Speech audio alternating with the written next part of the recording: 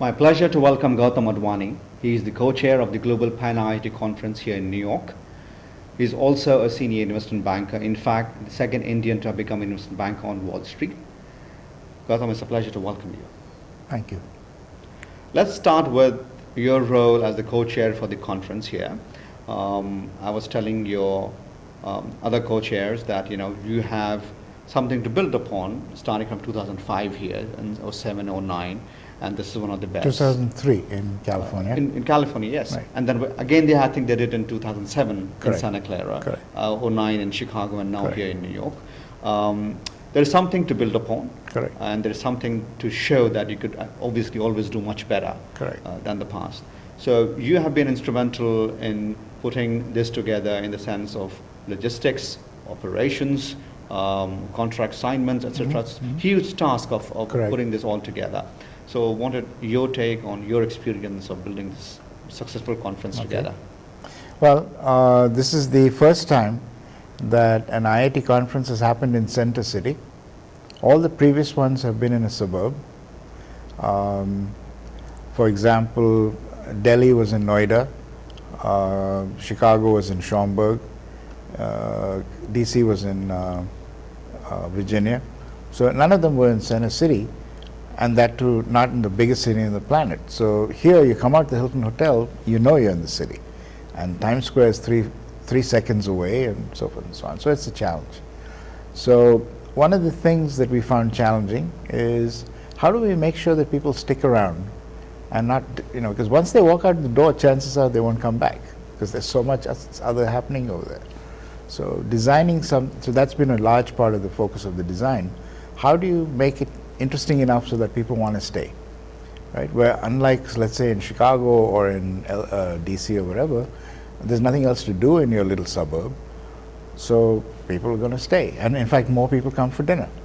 Here, we face the opposite problem, where people walk out and they, and so on.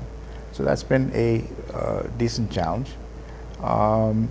Making it more interesting than or different from previous conferences has been also a goal, where typically your conferences tend to be speeches, panels, entertainment, food, networking. That's pretty much the 4 or 5 things that happen. Everybody talks a lot about alumni services and doing things for alumni, but it seldom translates to anything practical.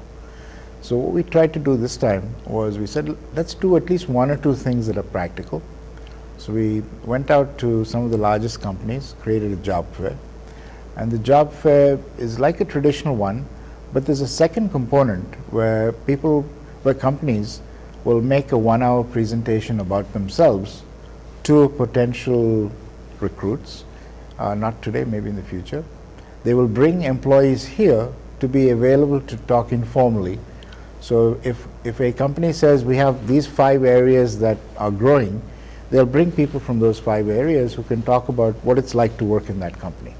So you get a better flavor than reading it in a book or something like that. So that seems to be working, I hope. The second thing we've tried is insert some sessions on entrepreneurship. That's again an alumni service. And entrepreneurship tends to thrive in bad economy, which we're going through. The third thing is, as alumni or anybody else gets older, we wanted to talk about giving back. So everybody talks about it. We said, how about we find people actually doing it? So we went out and found local IITians doing it, and we will feature them in a session tomorrow, I believe. So those are that in a sense is the first of what we hope in the future will be more giving back, rather alumni services kind of sessions. If I take your role back to the local alumni association, which is the Greater New York area. Correct.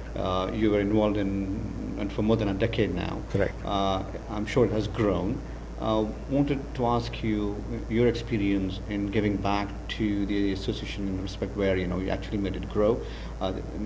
Like you said earlier, there are thousands of alumni spread around the area, but only few come.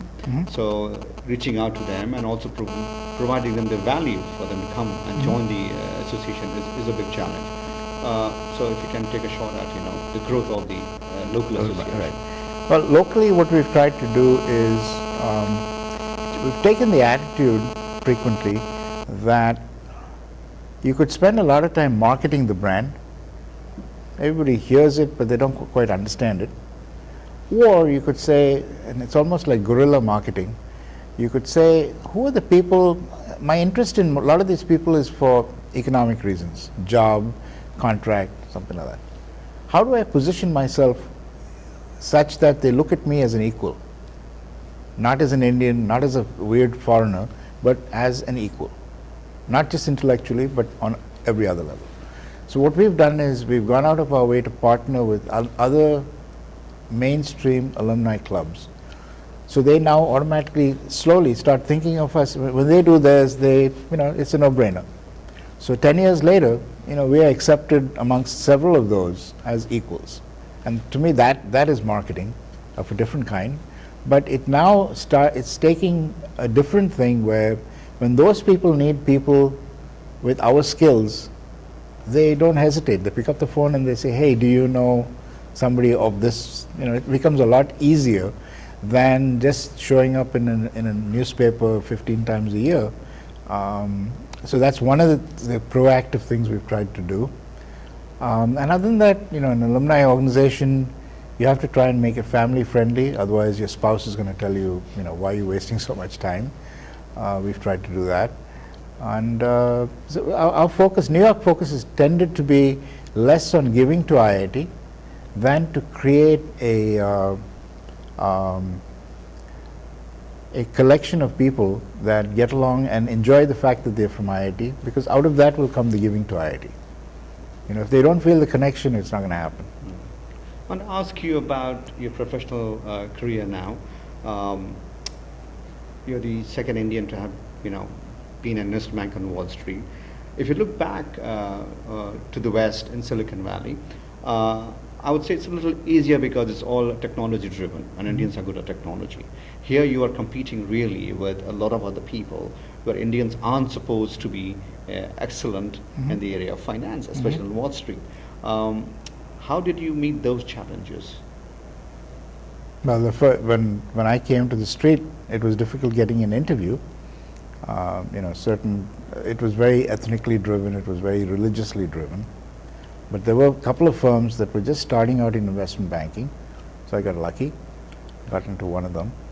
And then we just had I was in the merger and acquisitions part of the world, and we got very lucky in terms of being with a phenomenal team of people where we purchased a company every year, and we went from number nothing to being the second largest in the world over 20 years. So it took, so that was the fun part. What the other interesting or necessary part was, at that time there were very few Indians in the country, relatively. So that in order to succeed at any level, you had to learn to integrate. You couldn't have barriers in your mind. I mean, you had to, socialize, go out, have meals with people, basically put your walls down and communicate. And I see a lot less of that today, and that's disturbing. But I think you almost have to do that in order to integrate yourself into the process. Do you think things have changed now? A lot more Indians per se? There are a lot more Indians, but what I find disturbing is many of them don't feel the need to socialize or reach out outside of their little groups. So they came from either a village or a college, or they got some ethnic baggage that they bring with them, and they stay with those same people, either in a place in New Jersey or Manhattan or wherever. So they have 16 friends of the same ethnicity or whatever, long-time people. They don't break barriers, and they're probably brilliant. They probably make a lot of money, but they're not mainstream. Gautam, it's a pleasure. Thank you for a job really well done and a good conference. Again, it's a pleasure. Thank you. And after we did in 2008, we did this just before Lehman went down for IIT Bombay's 50th birthday at the Marriott. So we've many of the team have done this before, and hopefully, knock wood, this works out as well. No, so far the buzz seems nice. Yes, absolutely, and we enjoyed the conference as well, so it's good. Good. Thank you. Thank you. Thanks.